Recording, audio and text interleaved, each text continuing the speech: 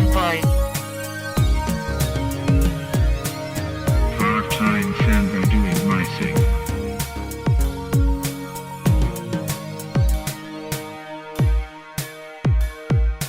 Oh yeah, doing part-time. Oh yeah, doing part-time.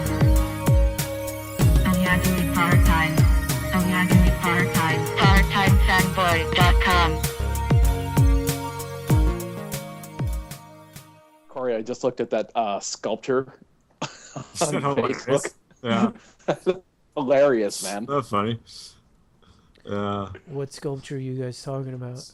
A guy, actually, you may not know. Do you know Joe Wilson, Kristian? Sounds familiar, but Anyway, he does short film, or yeah, I guess like short online films or whatever, and he did Vampire Mob, the web series, and sometimes he'll just do. He used to be a stand-up comic. Sometimes he'll just do like silly things, and he put on eBay. He's selling an original sculpture of his cat's masterpiece of shredded roll of toilet paper. And it's like in a glass case. wow. It's gotten like almost $70. Are you it's serious? called toilet paper descending. Yeah, Jeez. It's a pretty witty eBay posting. yeah. Yeah, well, I'm sure it forgot. is. The shit that people will buy on eBay, man. You can't sell your comics anymore, but you could sell toilet paper cat sculptures. I know. Oh, man. Dude, if you get your cat to shred a comic, Oh my god, gold. go. I know. I think that's the way to go. Get your cat to shred your comics, because they're not really worth the paper that they're printed on unless they're Oh called shit, The are we Walking recording? Dead. Hey! Big shout out to our sponsors. Yeah, I know, right? Hey, now. Oh, I had a thought for podcasts on the Yeah. drive home. I don't know if anybody would be into this, but No. Nellie and I are kind of doing this, or a version of this, Uh-huh. where we were watching or are watching. We went through like the IMDb like top 250 and scoured Netflix to see which ones they had. Yeah. And surprisingly, they have very few, Oh, but we've been watching them. that's cool. And so I was wondering if we could do like maybe once a month, like a review.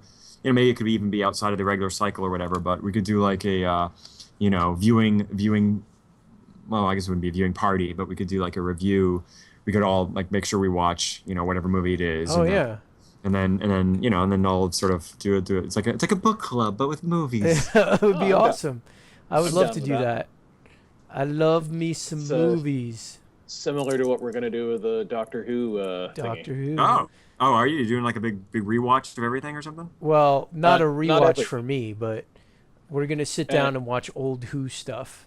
Cool. And then talk about it on the podcast, like maybe not every month, maybe like month and a half, maybe every month, because they seem to be really short, but whenever we get the opportunity. Is it true that like Doctor Who, like the original, like that show's been running for so long, and that the older original episodes are gone? They're lost. Some of them, yeah. Yeah, there's quite a few that are. Yeah. have But been they actually lost. just recently uncovered a bunch of them. I guess there were some places that happened to have, sort of master tapes of some of the stuff. Oh, Yeah. cool. Yeah. Are those old ones any good?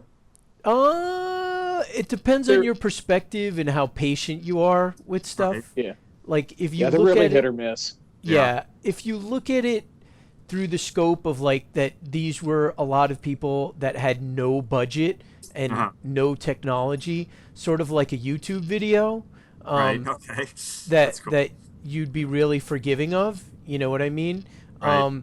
They can be really fun. The stories are really fun. I mean, it's Are they definitely from the 60s? yeah, 60s, like 63 I think it started, right? Yeah, I think 63 are the earlier ones. And it's kind of fun too to see,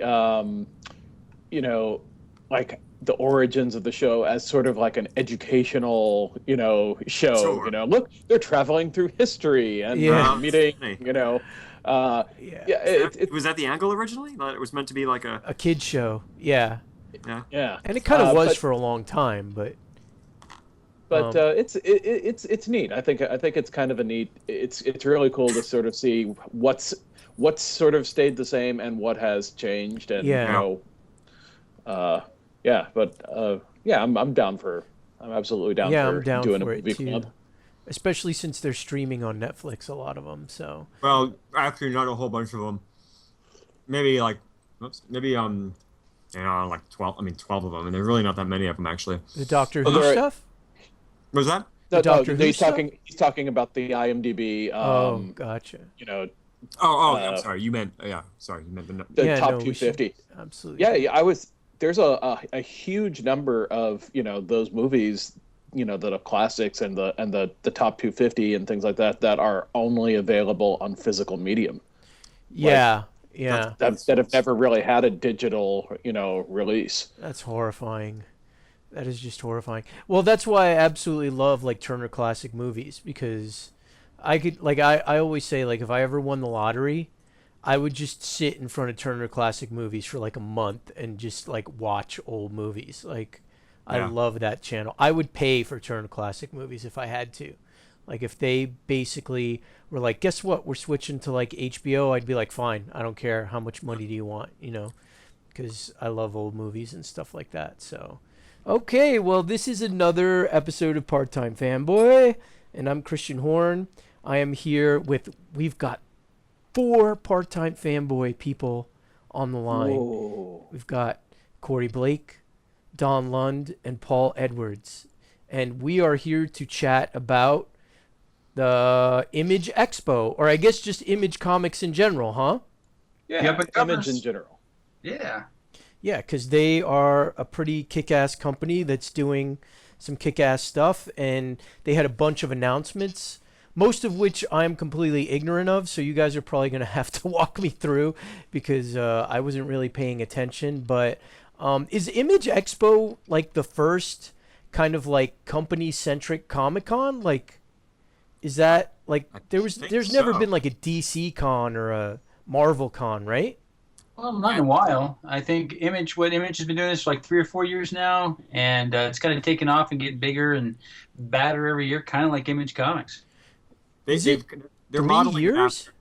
what's that? Yeah, this is the 3rd year, and, Oh, and this, okay. it's Wow. modeled after the, of course, the Apple, press releases and those press announcements. Uh-huh.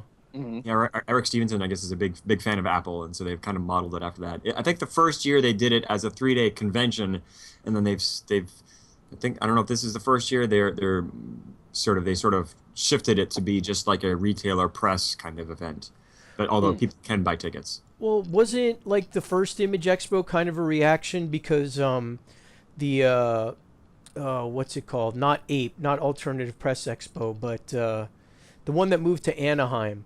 Oh, WonderCon. WonderCon, yeah. WonderCon moved down to Anaheim, and there wasn't going to be like a big convention in the San Francisco area, so Image was like, hey, kind of like Judy Garland and Mickey Rooney, they were like, let's put on our own show, da da da da da, like that sort of thing. They were Kind of, exactly like that. And yes, they have their offices are near there. I think Eric Larson lives in San Francisco, so I think the impetus was just to get the word out and have some fun, and it's really in just 3 years. I guess it's grown into something pretty big as far as the coverage goes, and they're doing a nice job. I guess what I didn't know is they were going after that Apple, I guess, model. But if that's what they're doing, it's a pretty cool job because they've released all kinds of really cool tidbits coming up for the next year. Yeah, Yeah. I've been to a few publishing I guess sort of announcements, or they're even calling the Image one keynote address a la Apple. But I've been to a few of those different comic, and they're usually deathly boring.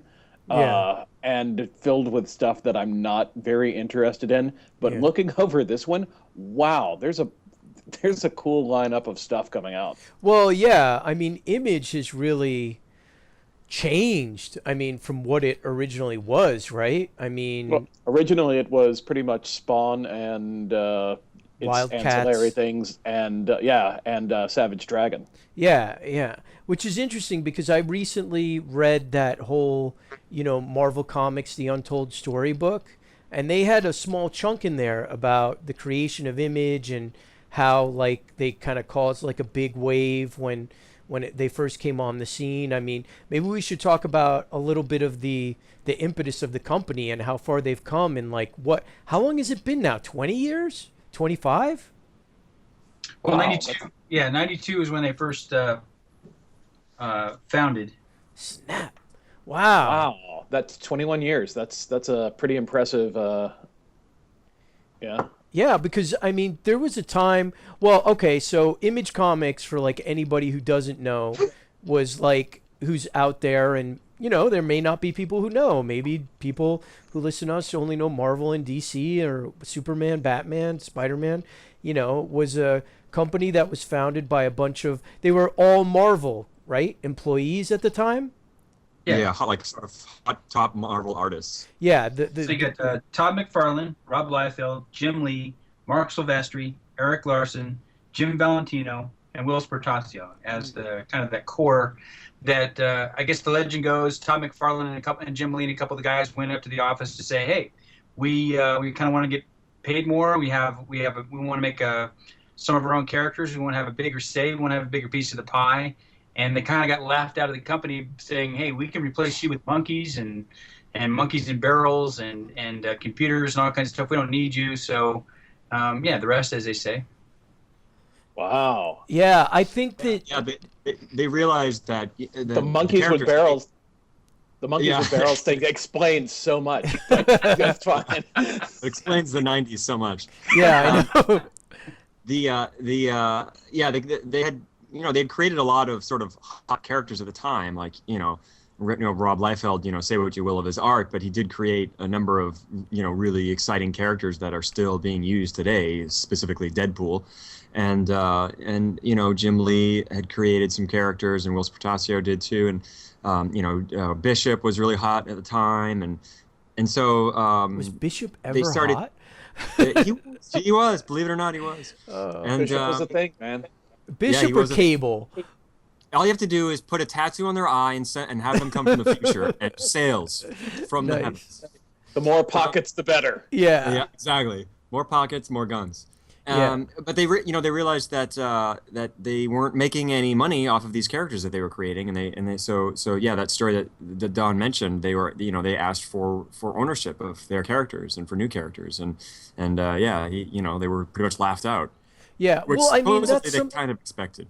Yeah, no, but that's something that had been going on for a long time. I think that Oh, yeah. that Sure. that a lot of creators throughout the ages. I mean, Marvel: The Untold Story talks about like Steve Gerber a lot and Yeah. Neil Adams a little bit, and people who were just starting to see that like, hey, they had no power, within the halls of Marvel. And I think one of the quotes attributed to like Todd McFarlane in this book, Marvel: The Untold Story, is that he saw really quickly that his books were selling like in the millions and millions of dollars, and that these people were being put on like daily talk shows and even doing like late night shows and interviews and stuff like that, and were becoming kind of famous.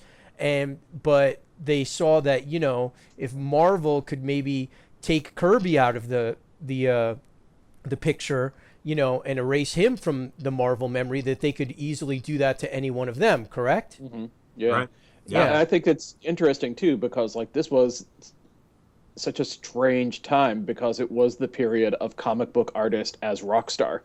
Yeah. It was a really small period of time, but yeah, the guys were like all over MTV.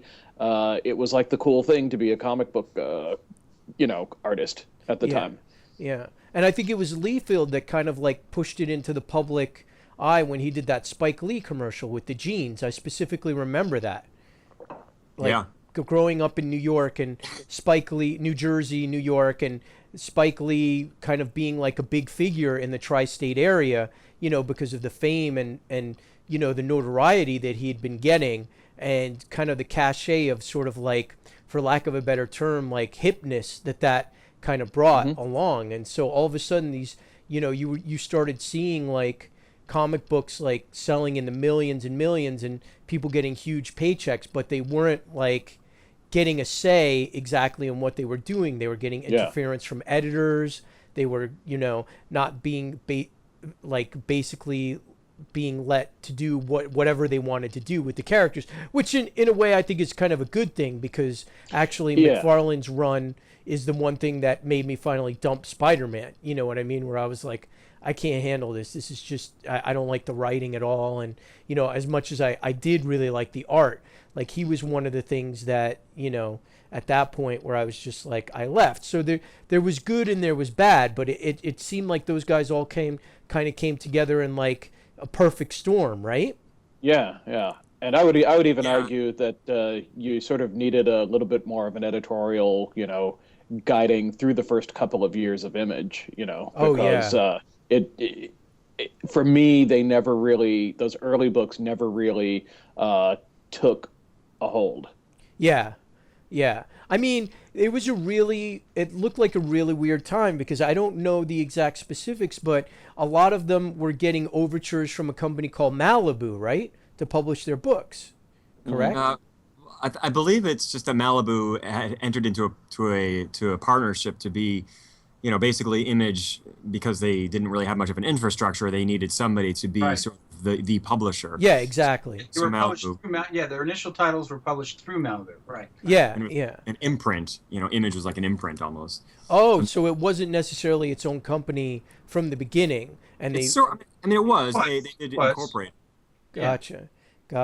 And I mean, I think that's kind of where, like Paul said, because that's what I think is the miracle of Image, because so many years, you know, they were getting a lot of flack because their books weren't coming out on time. I mean, the egos were kind of taking the creators over. They were thinking they could do whatever they wanted to do. And while Marvel and DC were like corporate entities that were like, hey, we've got to get the product out. We've got to get the product out on time. It doesn't really necessarily matter how great or bad it is. It's got to get out there. It's got to be out there in the marketplace. And Image almost like imploded from the beginning, right? No, actually, they all made enough money in the first couple of years to never have to work again.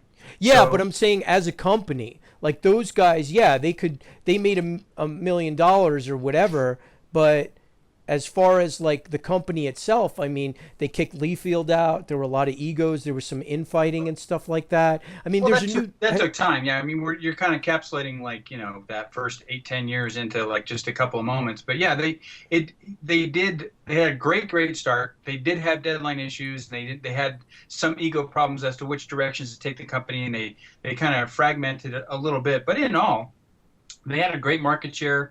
They got out of the gate really, really well. They were extremely popular to begin with. That's kind of where the rock star status. When they first left, just McFarlane was kind of the rock star. Lee was kind of getting there as the X-Men artist, but as far as who is the known commodity, it was McFarlane that they kind of, you know, grabbed a hold of, and they were trying to get, you know, Chris Claremont to go with them, and a couple of the other writers from Marvel at the time too. But I think the misconception is, I think that they got off to a really, really rough start, but the original founders all did extremely well, got out of the gate really well, made lots of money, and, you know, so for some of their deadlines, they're like, hey, I made a whole lot of money. I'm going to go, you know, maybe spend some this month and not necessarily have to do a page a day like, you know, like I was doing at Marvel. So they took some of their freedoms maybe to an extreme with some of those deadlines.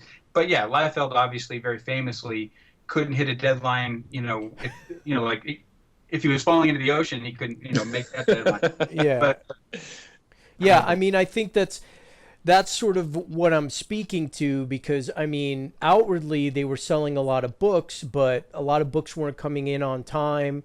You know, retailers were complaining, you know what I mean? So I think that there was a lot of things, like you said, like they were extremely successful because people bought the first several issues, you know, right out of the bat, no questions asked. But I think like as time went on, a lot of the titles you could see were suffering from not necessarily great quality as far as the writing and as far as like the way the stories were going was concerned. Would you guys agree with me on that, or?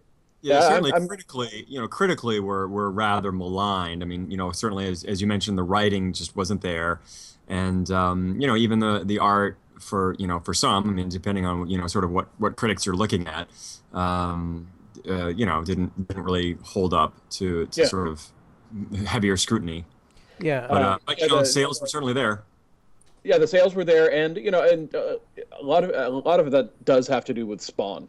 I mean, Spawn was an insanely popular character for a lot of reasons. I mean, there was some good writing going on in the some of the things. You had Neil Gaiman come in and he wrote a couple of issues. Todd McFarlane did hand off the writing of some of those early issues, and I believe that they just finally settled that the ownership over that Angela character Yeah. like last year, wasn't it? Yeah. Yeah. So it's one of the it seems like. It seems like it's sort of like with the beginning of any new company, new venture, it's like especially with all of those personalities, that it was going in like a million different directions, and there wasn't like a cohesive vision for the place. But it was creative as hell, but it was just not focused. Yeah. And I think it was almost by design in a way. I mean, I think one of the things that Image was always meant to be was that everyone take care of their own books, and you just you get to do whatever you want, and Image as an entity just takes care of getting it to into people's hands. So and even the marketing, it's like they don't I mean I guess Image as a company does marketing, but certainly this sort of thing, the expo does, is certainly them. But for a long time it was kind of up to each creator to do the heavy lifting for the marketing. Well, what about you guys? I mean, initially when the company started, or when Image started, like, what were you guys picking up? Were you guys like, I mean, I'll admit, like, for me, I picked up everything. I mean, I know that I picked up Youngblood #1, Guilty, right here. I raised my hand. I loved Wildcats.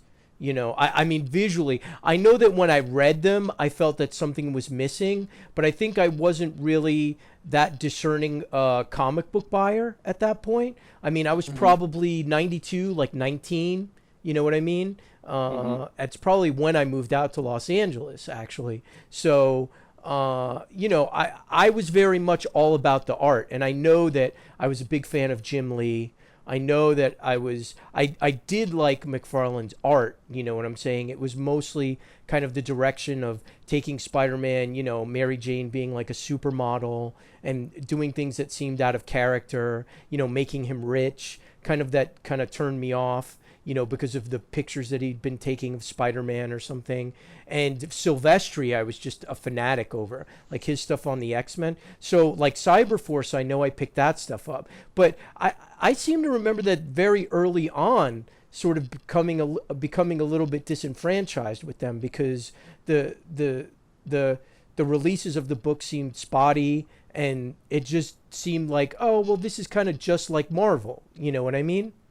Yeah, I remember having that impression too. That in fact, I don't think I bought an Image book for some time. I think at the time really? it came out, I was like a Marvel zombie. Like I was hardcore. Like, and so to me, it was like, well, Spawn is just like Spider-Man with a cape, and Youngblood is like there's Cable, and then and then there's the Thing on one of the Bedrock or whatever. Oh, Bedrock, yeah. And so it's and they had to change his name to Badrock. That's right. There was like a lot of derivative things going on. So I think Image as a I would say Image, just going by memory, which for me is always very spotty, but I would say its first notable like worthy book would be Sam Keith's The Max. Really? I think that was the first time it was like, okay, here's something interesting. Well, Max was pretty cool. Max was pretty cool, but I mean, Savage Dragon, as far as what epitomizes the goals of Image out of the gate, was to be creator-owned, to do your own thing, to be consistent, and so coming up on 200 issues where Eric Larson has written it all, drawn it all, plotted it all, done all the covers, done all the artwork for every single page and every single issue. I think Savage Dragon is kind of the creator ownership success story for Image, as far as someone who is consistent with it. I mean, McFarlane, obviously delegated a lot of stuff out for Spawn, and would bring in other writers and other artists to help him out. But for that kind of, I guess that keystone to me, the first one is Savage Dragon as being the consistent model, the one that came out, on time more often, and I would just say fun. with the benefit of hindsight, I agree with you, but I think like the first release that had writing and art that was interesting and not just more of what they were doing at Marvel. I think that's why I put Max there. Yeah, it's Yeah, interesting. I think that- you're right. I think you're right as far as fulfilling the initial intent of Image and of the original founders, who lived up to that model. Absolutely, Eric Larson. Yeah, Yeah, he's well- definitely sort of the slow and steady wins the race. Out of all of that, well, the because dude's he got a was work never ethic that- he was never huge, but he was consistent, and I honestly think he got a lot better as the run went along too. Yeah. Yeah, it's interesting that you guys mentioned Savage Dragon because I was out having lunch with a couple of friends, and one of them mentioned that they loved Savage Dragon. And one of my problems with Savage Dragon when it first came out was it was very juvenile. I mean, it was very like big boobs, big ass, like hey, like kind of just like really crazy and silly and very basic to me when it came out. And I think I took my comics a little bit too seriously when it first came out, and they were like, "No, man, you got to check it out. It's like really, it's changed. It's developed over the years, and it's like." And so I got a run of them off of eBay for like cheap, and I was like, "Okay, let me check this out." And I started reading them, and I was like, man, I must have taken myself way too seriously when I read comics back then. Because it is fun, it is juvenile, but it knows what it is. It's not like being like, hey, I'm, I think part of the problem with the ego that a lot of the Image guys developed was like that they were saying like, we're creating the best comics ever. And they weren't, they weren't up to par with like Dark Knight or Watchmen or something like that at the time. But,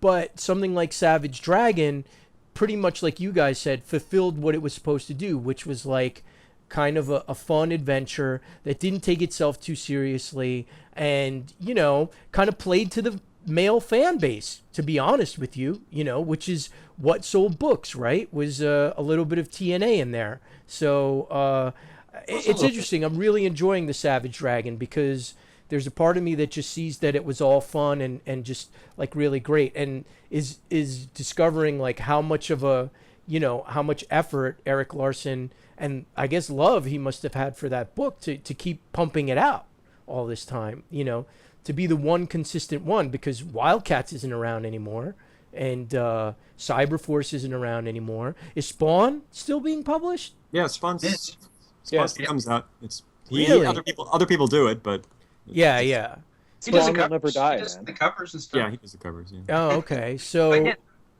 but getting back to Savage Dragon, I think it's actually, I don't know if it gets enough credit because it is really fun and it can be juvenile, and some of it was, especially early on when it was selling 300,000 copies a month, and in a top market book. But once I guess he got his feet. I don't know if you got it collected as a graphic novel. The story's called, I think it's called A Talk with God. It's incredibly hilarious, but it's also pretty interesting philosophically too. That he kind of covers some interesting ground without necessarily, I guess it's possible. Eric Larson could possibly offend just about anybody, especially if you get to talk to him over any amount of time. He's a very, very honest human being without any filters or any. But he's fascinating, and some of that shines through in that creativity. But it's a little bit more serious than some of the others. But if you get a chance, if we get to use the show to recommend some things, that Savage Dragon and Talk with God still available in trade paperback, I think, at most stores. But it kind of captures the best of it, the fun.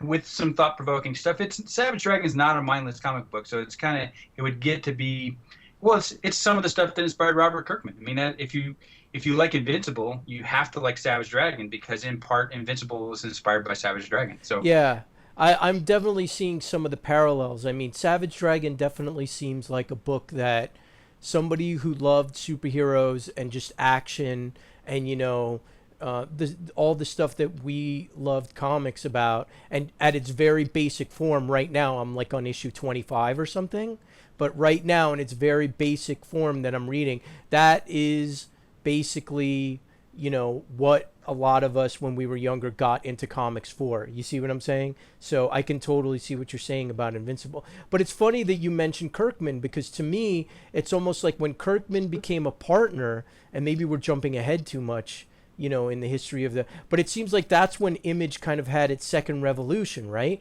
Kind of like came together as a solid publishing company. Am I wrong about that? Oh no, I would definitely say that. Well, without Robert Kirkman, we might not be having this conversation. Yeah, yeah.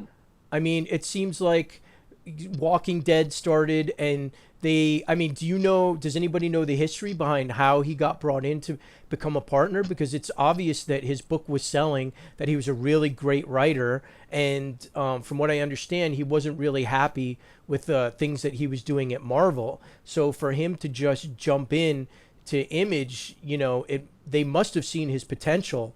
And well, yeah, Walking Dead was already selling gangbusters, and so I think they saw. I mean, it was far and away the best-selling Image comic that had come along since Spawn, probably. So, you know, certainly since those the heady days. Yeah. So I think they realized that he was somebody to keep around, and probably and invited him to have a bigger stake in the company. Yeah, yeah, and I mean, I would say even after Kirkman, because.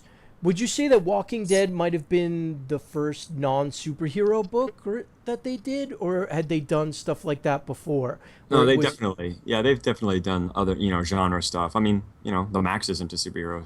Well, but it's kind of disguised as a superhero. He's got like a little costume, and it's not, I'm talking about like, were they doing crime books? Were they doing horror books and stuff like that? Yeah. I mean, I definitely remember buying some things. I mean, some of it, like the Top Cow had a little sub imprint that they had that was kind of like, some crime stuff and some fantasy stuff and fantasy, fantasy stuff.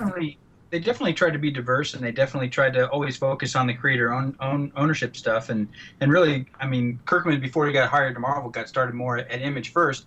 But they were trying to find a couple new hero books, and that's where Invincible came in as his pitch. And he pitched Walking Dead at the same time. But I think, what did they say? He pitched it as like a space book or a science fiction book at first to begin with? The story was that he pitched it as what it is, and one of the founders, I think it was. I want to say Jim Valentino, but I might be wrong. But one of them said, well, he couldn't get behind it, and he was just like, it needs there needs to be something to it. Zombie. What was the last successful zombie thing? At the time, the genre was dead, and so he was and he was like, it needs some kind of like gimmick to it. It needs some sort of like a curveball or something. And so Robert Kirkman was like, oh, I didn't tell you. The zombies are the aliens released this virus on the Earth, and so they just wanted to have this be as a way to soften up the Earth, and then they're going to come in and just invade the place, and there's going to be all these little like Easter eggs, and then when you go back and read it after the alien invasion happens, it all makes sense. And then they started releasing it, and I think it was Eric Stevenson. It was one of the people. After like a few issues, and he called up Robert Kirkman. He was like, I'm really, you were right. I'm really loving this zombie comic. It's really great. But, I got to say, I don't see the Easter eggs. Where are they? Yeah. And Robert Kirkman just laughed. He was like, I made that up. Oh, wow. Really? Okay.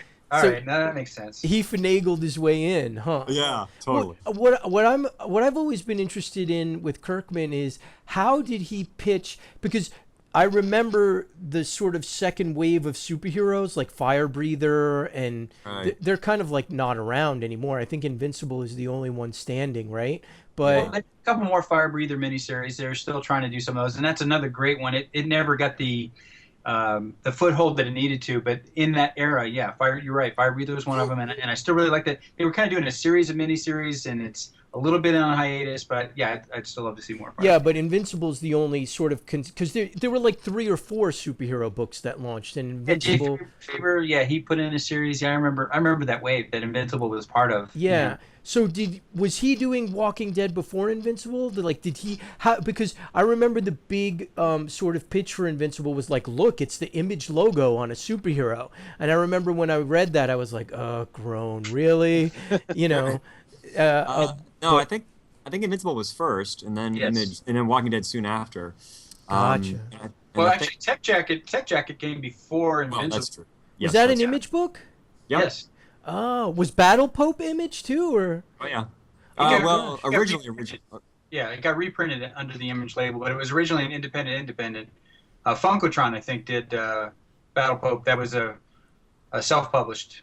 Yeah, Kirkman's own gotcha. label. Funkotron. Oh, that's great. So it definitely was like Kirkman who kind of helped kind of take it in the direction which it is now, which is kind of almost like a Vertigo sort of imprint where it's like anything goes, right? I don't know who's responsible for it. I mean, a lot of things that Eric Stevenson says in interviews makes me think that he had been maybe trying for that for a while, and maybe Robert Kirkman gave him the support that he needed. But I think Valentino's got to get credit. I think for the Kirkman, if I remember right now, and obviously for folks that are listening that can help us out there. But I thought Valentino was kind of the leader for at that point in time for finding new properties and stuff like that. So, and I think Kirkman credits Valentino at times because then when Valentino and then Larson and then Stevenson, as far as who was sitting at the front of the table recruiting talent and stuff.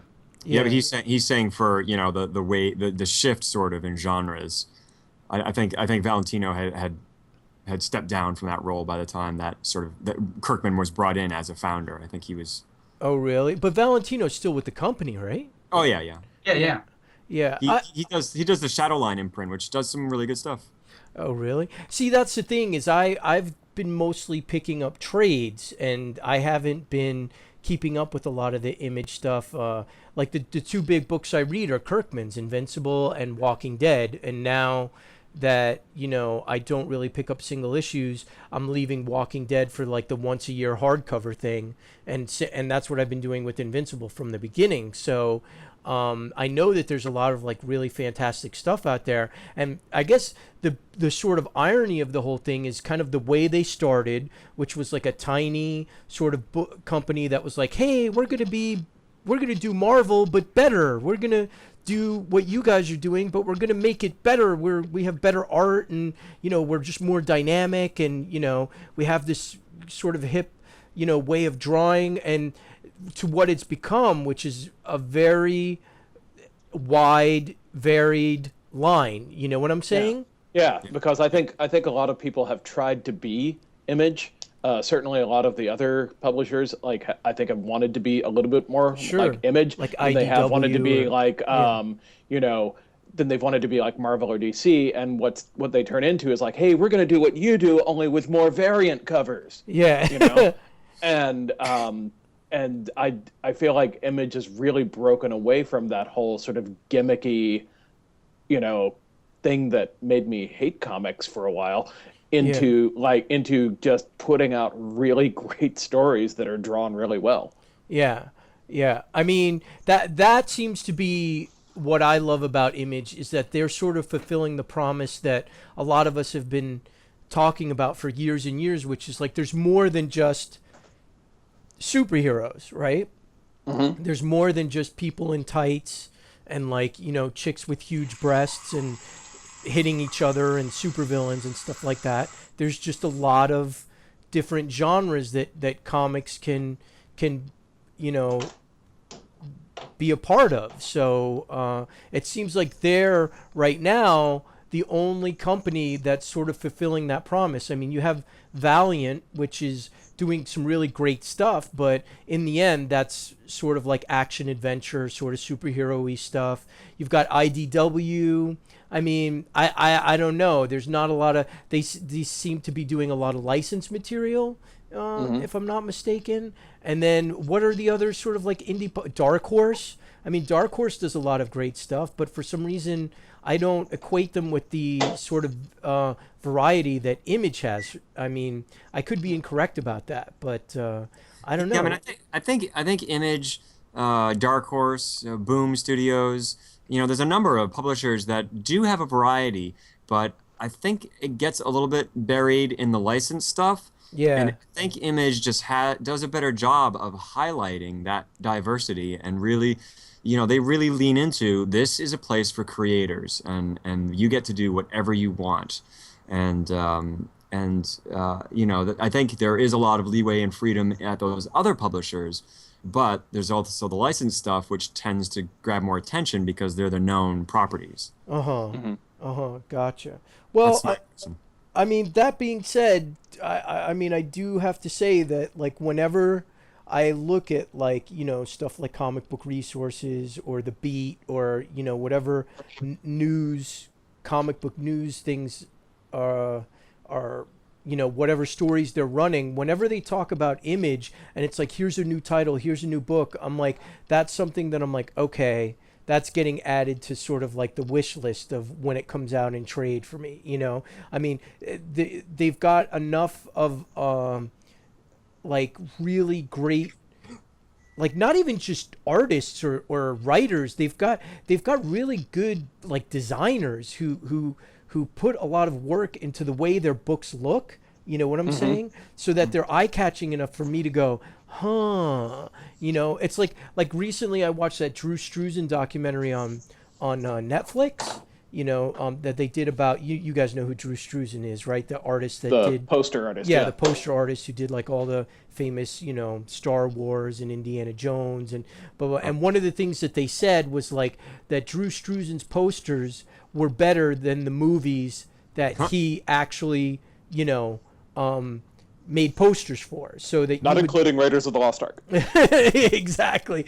No, but you know what I'm saying. Like you would look at the poster and you'd go, an Image. I think that for the most part, it's like I'll see like the cover of something that they do, and I'll be like, wow, that looks interesting. You know what I'm saying? So they've definitely got something going on in their marketing department that catches my interest. So I mean, what came out of Image Expo? I mean, and maybe we should try and go next year. That would be cool. A couple of us go up there. I mean, I think this year I'm really taking a sabbatical from conventions, to tell you the honest truth. But so what is?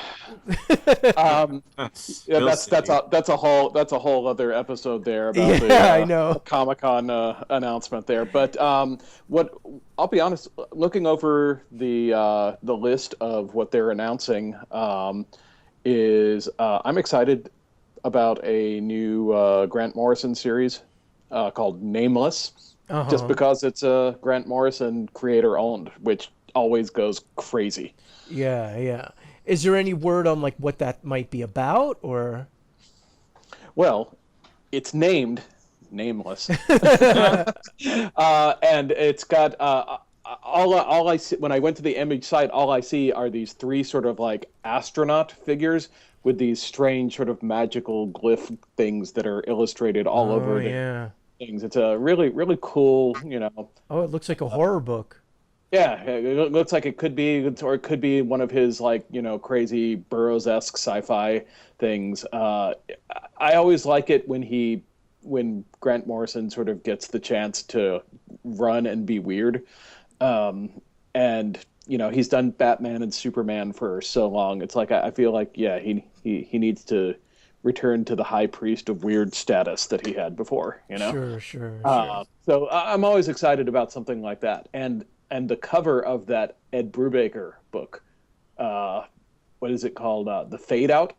Yeah. Yeah, that is a great poster. It's like a poster, the typewriter with the blood and everything. Really cool looking. Oh yeah, I did see that image. Oh, and Brubaker apparently signed a 5-year deal. Is that exclusive? It's basically a partnership with he and Sean Phillips to do whatever they want. So yeah, I think he can work it elsewhere if he wants to, but it's basically like, it's kind of like an old movie studio deal where it's just like, yeah, you're all set. Oh no, it's an exclusive, guys. Oh, it is an exclusive. Really? Yeah. Ed Brubaker and Sean Phillips have entered into a 5-year exclusive deal with Image Comics. How does that work, though? Because my understanding about exclusive deals is the only reason you sign them is so that you can get like a regular salary and benefits and stuff like that. But Image doesn't necessarily offer salaries for creators. But this says total freedom, total control, total ownership over the project. I mean, that's about as good as you can get, I think. It's basically someone who's like, hey, we're going to bankroll you for the next 5 years, to do what you want to do. That's amazing. Yeah, To their projects and that stuff. They've also moved Criminal and Incognito from Marvel Icon to Image. I thought, which kind of newsworthy as well. Wow. yeah. That's kind of a big deal. The quote I saw from Brubaker was something like that he can do whatever he wants. So he could do some weird, comparing it to the old Hollywood studio, he could do this weird Russian film, may not make any money, but he could do it. Yeah. And so that sort of freedom, it's pretty exciting. Yeah, but And that's 5 cool years. because Brubaker has, I think, the potential to be, in a way, not another Kirkman, but a different kind of Kirkman. I think out of a lot of the current writers, he's got a lot of mainstream writing potential. Yeah. Yeah. Wow. I mean, that just blows my mind that Brubaker signed a 5-year deal. That's incredible. I mean, that just shows just a lot of faith in the company. I wonder, I can't imagine the deal that they must have thrown at him. I mean, besides like just total creative control. I mean, you still got to eat, right? Well, I think Yeah, I don't know what the structure is. I don't know what the sandwich clause is, man. I think it's just more of a, because other companies announce exclusives, I think it's just saying, hey, we're really committed to our independent titles these next 5 years. I don't know that Image, because just like we talked about, the structure of the company isn't necessarily going to, maybe if they have like group health plan or something like that, but Yeah. like the actual contract, I mean, it's independent ownership. So it's not necessarily, so I think they're just having a little bit of fun with the convention, with standard conventions of the industry. Yeah. I mean, it's really interesting. When I was talking about the graphic design and just quickly looking at some of these covers, it looks like Remender's doing a series called Low, and a lot of these covers are just so incredibly beautiful. You know what I mean? I mean, they're just so well designed and great to look at. I mean, eye-catching stuff. I mean, it really seems to be fulfilling just like the promise of like, hey, this is like high art, you know what I mean, as opposed to what we grew up with, which there's nothing wrong with what we grew up with, but there were so many limitations because of how they were creating comics. I mean, if anything, well, a lot of the comic companies are embracing the modern technology, but I just think that a lot of this stuff just looks absolutely stunning. Yeah. Yeah, I'm looking at a few of them. You've got the Wicked and the Divine. Yeah. With the the two girls splayed out in the snow with the sort of bloody wings and halos around. I mean, really, really cool use of the just use of like different kinds of religious motifs. Really cool coloring. I mean, coloring has come such a long way. Yeah. And I love the color that I'm seeing on the front of the Image books. Yeah, Matt Fraction's got a book called Odyssey coming out, a retelling of the Odyssey. Wow, that's amazing. Well, I mean, just it's a great who's list of great writers, great talent, great artists. Scott Snyder, one of the best writers in the biz right now, teaming up with Jock, who I think is a criminally underrated artist. Whatever. Oh yeah. So they're doing a book called Witches, a horror comic. So we already talked about Brubaker and Sean Phillips. We have James Robinson doing the Saviors. Fraction, we talked about doing a project. Chris Burnham and Grant Morrison, as we already mentioned, the Nameless. Bill Willingham with Barry Kitson on a magical comic called Restoration. So it's kind of an all-star lineup of stuff that's going on. Wow, they are just banging it out. Yeah, Fables writer Bill Willingham. Continuing Casanova as well. Oh, that's right. Have you guys ever read Casanova? No. It's pretty good. I mean, the art is really beautiful. I have the first collected hardcover. I bought it like at a lark, like a Comic-Con a while ago. And at first, during the first reading, I was kind of like, I don't know if I get this, and then going back and rereading it, it had to do with like secret agents and alternate realities and stuff like that, and I was like, this is right up my alley. I love this. So, but I don't think originally it was an Image book. I think it was someplace else. Could be wrong. I think it was first Image, then it went to Icon, I think, and now it's back at Image. Is that right, Don? Wow. So I mean, this is really amazing stuff. I mean, is there anything that stands out to you guys, like personally, that Yeah. looks like what, besides like what we've already talked about, I guess, like that just looks like it's just going to blow your minds. I mean, Bitch Planet. I'm Bitch Planet. yeah. I was just gonna say that. Just gonna Bitch say Planet, yeah, for sure. It's basically taking the whole, women in prison thing, and turning it on its ear, putting a sci-fi angle, and it's by a woman, which I'm excited about. I'm really excited to see like women doing like their takes on exploitation stuff, because it'll be cool to see sort of a post-feminist view of this stuff. I mean, Jonathan Demme, for God's sake, started off doing this kind of stuff. Yeah. I'd love to see something like this. It looks really cool. Yeah, this Kelly Sue DeConnick, she's making a lot of waves lately, it seems like.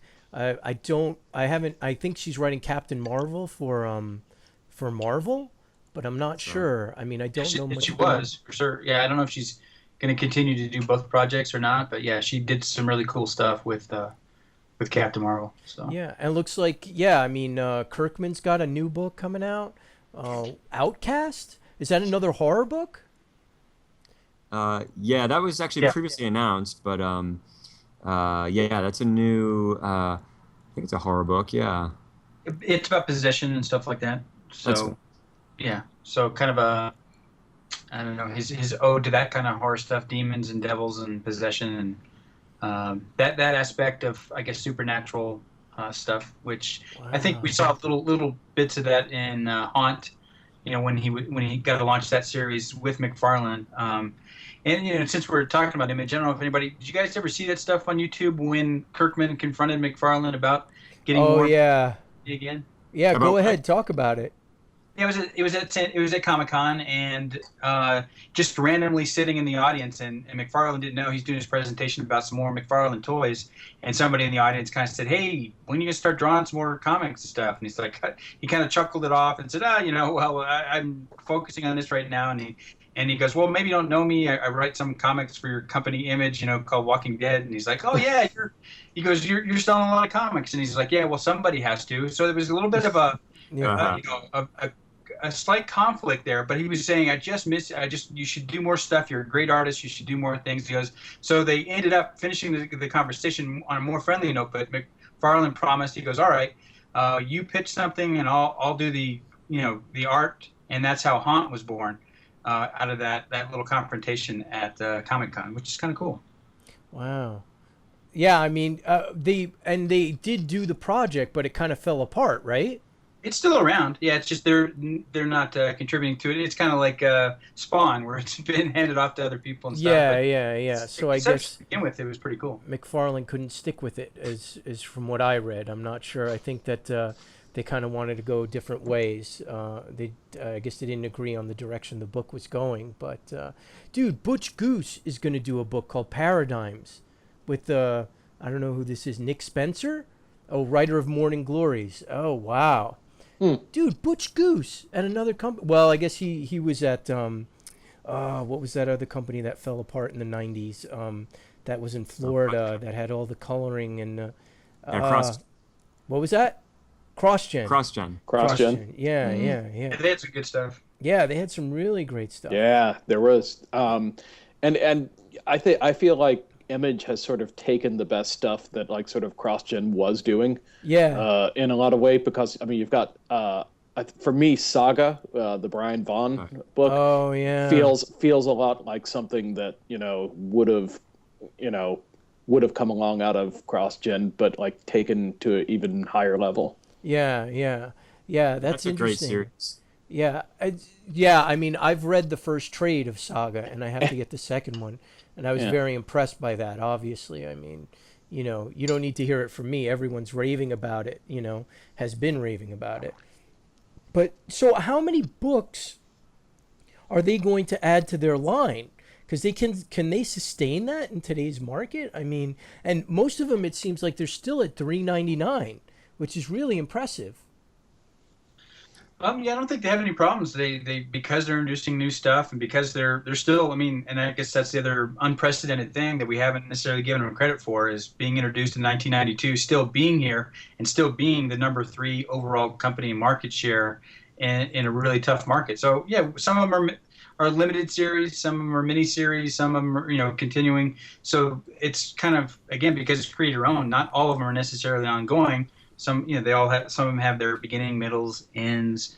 So it's not like adding like 30 permanent titles to the line, but certainly a bunch of new cool things that could be a couple issues here and a couple issues there and a couple other stories. But yeah, overall, a lot of really, really cool stuff. Well, we mentioned Tech Jacket to begin with. That's coming back as a digital comic, another experiment that Kirkman's trying, where each of the issues will come out as a digital comic, and then eventually, it'll come out in print and trade paperback to still support the stores. But he's trying to reach another market to see what the effect is of a digital-only comic to begin with for new issues of Tech Jacket, bringing that first character he introduced in 2002 when he first came through Image. But yeah, well, so that's very cool. yeah, well, that's something that we haven't really touched on either, is the fact that Image has been the first company to say, like, hey, we're going to give you the file. You know what I mean? You want a PDF? Here's a PDF. You want a CBR? Here's a you know what I'm saying? Like, they're the first comic company that's not pulling this Comixology BS, which is like, hey, pay $4 and then you can read it wherever you want, but you can't have it in case our company falls apart, or you just want to do whatever you want with it. Like, that to me has been the most amazing thing that Image has done in the past. Like, did they announce it like last year? I think Corey, we kind of talked about it when it first happened, where I was like, holy cow, like I was just like excited, because that's sort of the thing that I can't get with digital comics, is like, I want the file. If I'm buying something from you, I want something that I can have on my hard drive, that I can keep, that I can hold. I mean, you know what I'm saying? Absolutely.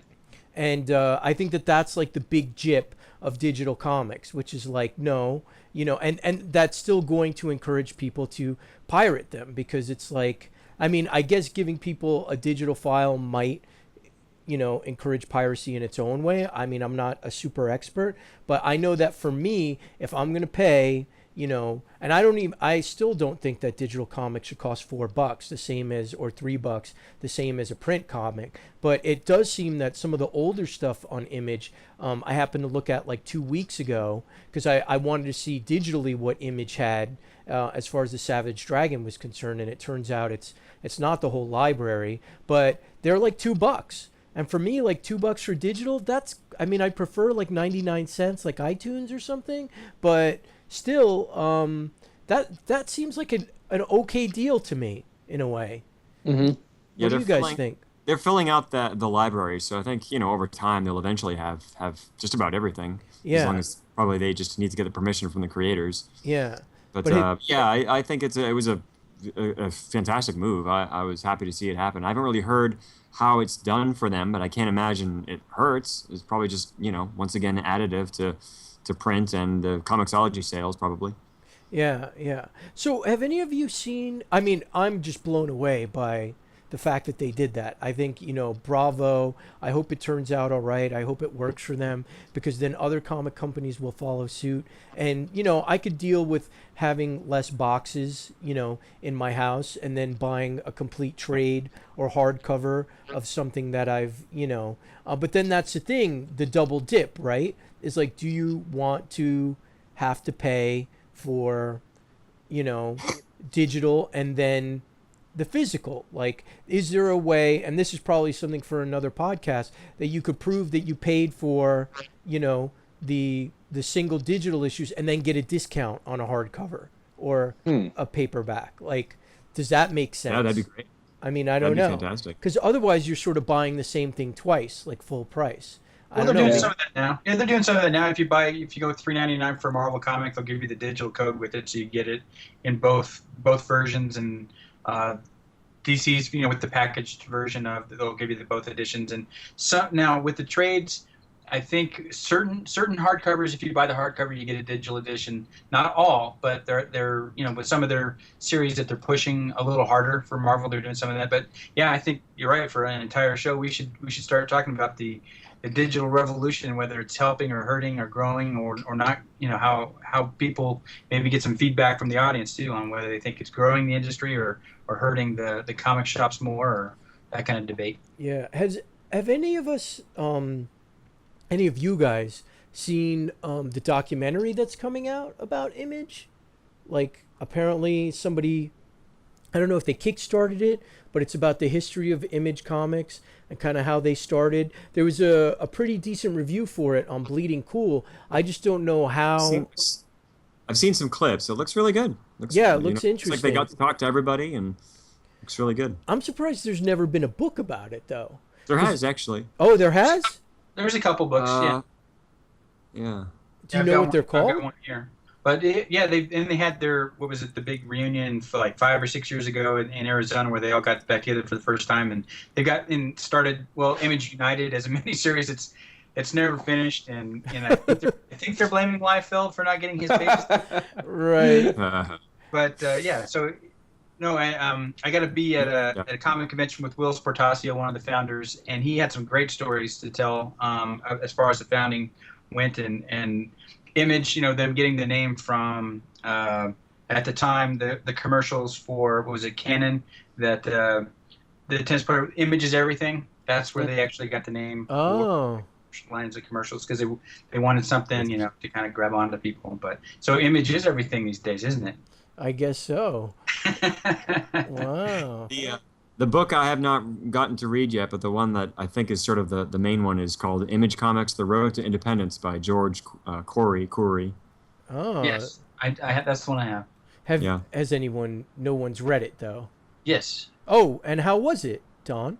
I liked it a lot, but I guess I didn't get a recap. I wasn't initially. I was kind of like one of those Marvel fanboys too, that was initially taken aback by this rebellion by these Marvel artists. How dare they? Oh, really? The House of Ideas and start this rival company. So yeah, at first I didn't, but obviously I think I mentioned it so far that I later fell in love with Savage Dragon. I've got every issue of Savage Dragon. I've got and then from there got into Invincible and some of the spinoffs. But yeah, no, it's a good book, and again, I guess Will Sportasio, he signed it for me at that show. I've got two of the founders' signatures in it so far, but I like them all. I think it's a fantastic story. I think it's the future of our comic book industry, as far as when you see this expo, when you talk about all these talented people with their own ideas, pushing their own creativity, and not having to worry about fighting for rights for it, or if it gets picked up for a movie, or so you have these really good, the best in the business, creating their own ideas, putting it on paper or digital or both.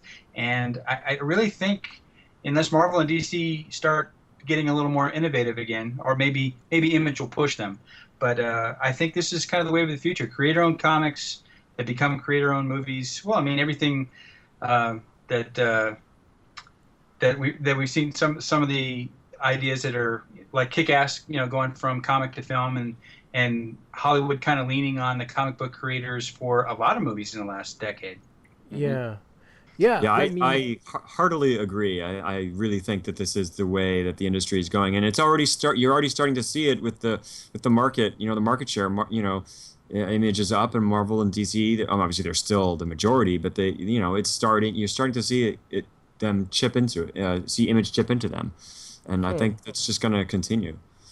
Well, I should hope so. I mean, they right now, and it's funny because one of the things that I read today was Kirkman talked about Marvel, and I think he said that one of the quotes was that he thought that Marvel was kind of exhibiting behavior that was destroying the comic book industry. And I think a lot of us know that, a lot of the stuff that we grew up on, is kind of being repurposed for like big movies, big things like that. And it seems like, maybe it's lip service, or, maybe they're just, blowing smoke up our asses. But it seems like Image tends to be focused on the comics, a lot like Valiant seems to. Like, they're not really getting into the giant corporate, musings of like, hey, let's build a multimedia company. It seems like Image is like, we're comics, and that's what we want to be, and that's where we want to stay. Although, I don't know, with something like Walking Dead, being such a huge hit, and I don't know how much that reflects on Image, though. You know what I'm saying? Well, I think the creators own all those rights as well. So I think Image, that I'm glad for that. I think the creators should reap all of the benefits of any sort of movie or any sort of adaptations, and it puts the priority on a comic book publisher onto comics, and which I love. I think that's great. Yeah, yeah. Yeah, I mean, it's interesting. I find myself, it's funny because I went through a phase with Image where I loved them and then I loathed them for a very long time. And now it's like I'm back to that stage of like, wow, I really, really love what you're doing. It seems like very courageous. It seems interesting. It seems like they're just playing outside of the box, which is what a lot of fans like us have been sort of wanting to see more of, as opposed to just kind of like sticking with, as much as we love them, some characters that we've kind of been reading over and over again for, for me, like what, 30, 25 years now? You know what I'm saying? I mean, well, as much as I think, what's that? Go ahead. No, I mean, I'm totally with you because, and I think,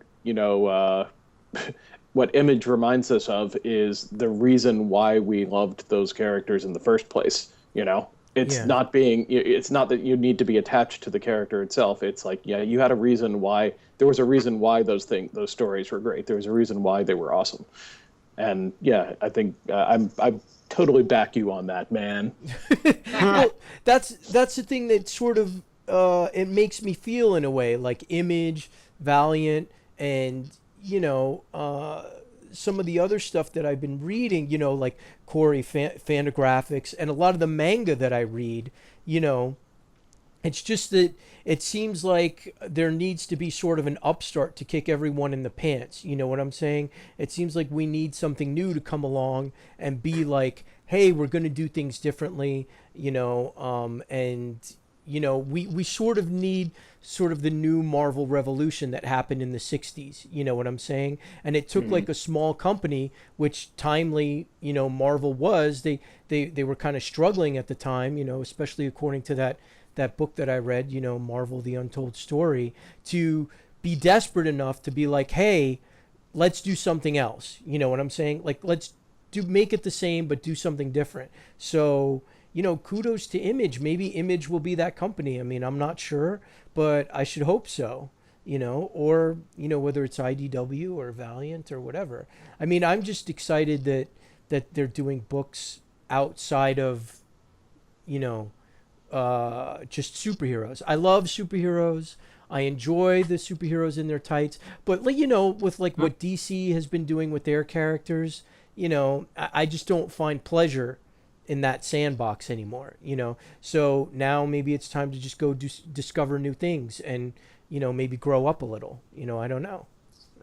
I think one of the things that makes it feel so exciting is that you really feel like these creators are getting to do what they want. Like Saga, I think one of the reasons that Saga is resonating with people so much is because there's so much imagination and creativity on those pages, both by how Fiona Staples, brings it all to life, but also the way that it's sort of bending genres and creating this fantasy world and borrowing from all these sort of weird, random, stories and mythologies that we sort of are familiar with or maybe are in our periphery. And he's throwing it together into this one unified world. And so there's so much unexpected creativity that is exciting. And so you're seeing that in all these titles that have been announced, that same kind of vibe, that same kind of like, even if it's like, oh, it's another horror book, but there's something about it that's like, but I'm gonna do something with it that speaks to me as a creator. That's what they're doing. Yeah. Well, here's that's my exciting. question. That's exciting as a reader. Yeah. Well, here's my question, and not to be the negative Nancy of the group, which I'm often, accused of being. And Dawn, you could probably shed some light on this, since you were a retailer at one point. I mean, do we think that the comic industry can support this sort of thing? Like, I mean, it's great that they're announcing all this thing, but like in a general sales way, because there is still a large facet of people that no matter what, they'll pick up Spider-Man. No matter what, they're going to pick up the X-Men. No matter what, they're going to pick up Batman. You know what I'm saying? Like, do you think... Because, I mean, that's sort of one of the things that... what's his face? blanking out. Comic book writer. Stanley. No, close. Mark Wade. Mark Wade was saying when we saw. Remember, Paul? I sat in that audience. That's and I right. said to Mark Wade, I said, "Is print really dead? Like, is there any way we can save print?" And he basically said to me, he was like, "Look, he's like, I don't want print to die, but." The outlets are disappearing. The comic shops are disappearing. People can't go buy comics. They can't just go down to the drugstore. He's like, it doesn't look good. So, yeah, there's not as many comic shops. There's not as many bookstores. Do we think that Image can, or any company can grow in this market? Yes, I think to answer that, well, one, for 2013. Comic sales were up on the print side of things, not including digital and whatever else comic companies were able to make on the digital side of things. Comic shop sales were up. The print side of the industry was up. Image market share is up. I mean, Image is, so we're talking, 20-something years now. I think it's a little late to say, can Image make it? Can they support these titles? I think they're here to stay. I think as the third largest publisher for a couple of decades now, that they're going to be around. But I mean, is print in danger overall? I still think, probably until they improve some of the platforms, some of the delivery methods for digital stuff, where we don't all get a headache in whatever device it is, trying to read it and figure out how we can zoom in on things without without banging our head on the desk. But I think that I don't know. Wade might be a little bit premature on talking about the death of print. But, I mean, it's going to be some kind of marriage of print and digital, at least over the next decade. Well, But yeah. I think comic shops are still viable. I've seen the store that I was a part of. They had a pretty good year this last year. And nostalgia always kicks in, right? So people run back and try to see what comics are at some point in time. I think also, if I'm not mistaken, that there's actually this might have been the first year in a little while where there are more new stores than before. Like new stores are on the rise. Yeah. Comic book stores. Well, that would be great because I know that Mark Wade bought one. So, like, Interesting one. I remember reading that story and I was like, but you told me and Paul that this was not going to happen. He's like, damn, they're on to me. Yeah. I was like, you psyched me out. So, okay. I mean, I'm excited. I know you guys are excited. Maybe Image Expo next year. Take a trip to San Francisco. Enjoy the bay, the nice foggy weather. Who knows? I mean, is Image Expo just for Image? Can people are there retailers there selling other stuff? I mean, is it like a Comic-Con? Do you guys know? Yeah, they open the doors. People can buy tickets. People can get autographs and sketches and then just a series of press conferences and product release info stuff. But Joe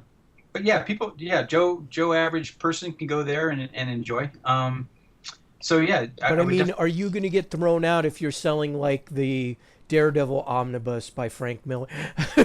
Yeah, probably. Do you have plans on attending and selling the Daredevil? No, I'm saying, do they have retailers like a Comic-Con?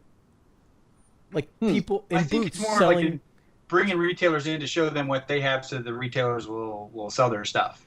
Oh, so it's not like a WonderCon or a Comic-Con where there's you're wandering around the floor and you can just buy stuff. That Well, you isn't could probably fill Image. out your collection of Savage Dragon. You could probably. Exactly. I think it's more of I think it's more panels than. Gotcha. Then a lot of selling. I'm sure you can buy comics there. I mean, it's Image, but they've got Right. some. Yeah, it's a really cool idea. We haven't even talked about Invincible and Kirkman's big change in his announcement, where Invincible, with all the shadowy covers and the big huge changes, and Invincible. Well, don't spoil anything for me because I'm like a book behind. So, it's nothing spoiled. It's a mystery. It's a shadow cover. I don't know what he's gonna do. He didn't say. yeah. Well, I mean, I'm excited for anything Invincible. I think it's like you have said, and we have said in past podcasts. I think it's probably one of, if not the best superhero book on the stands, and certainly one of the best looking ones. I mean, the art is just absolutely fantastic. So, I mean, what was the announcement, Don? Like, were there any specifics? Was he saying like something really? I mean, is it something really drastic is going to happen, or is it just like Well, like, he said imagine the guy that writes Walking Dead comes in to write Invincible. huh? Describe it. So that Superhero sounds zombies like again? dark Same turn. person. He what? What? Yeah.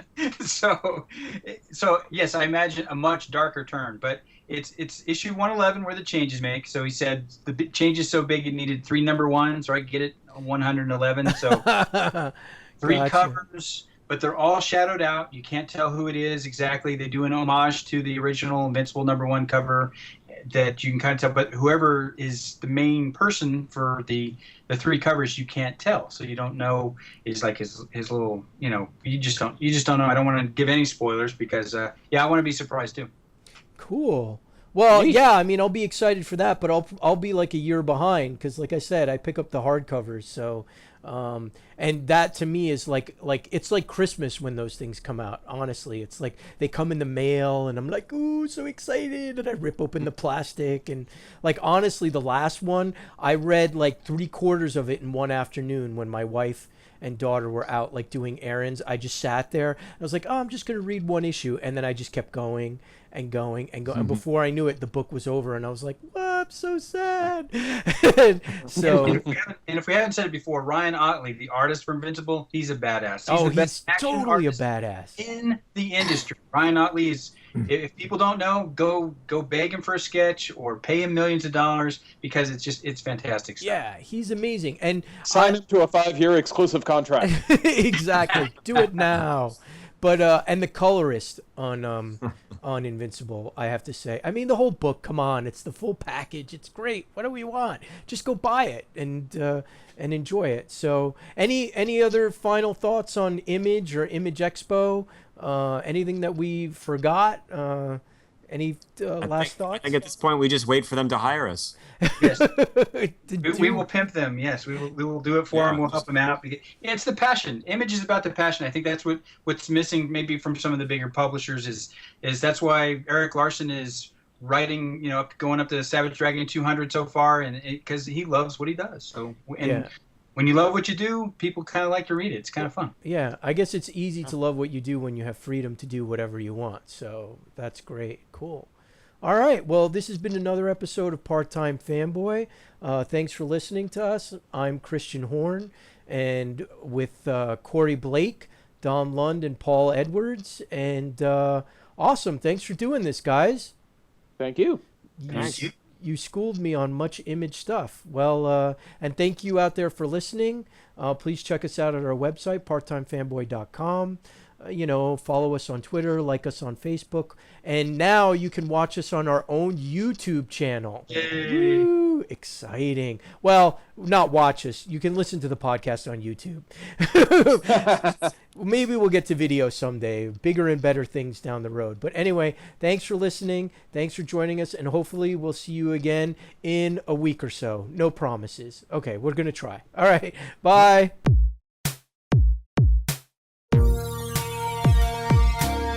Part-Time Fanboy. Part-Time Fanboy doing my thing.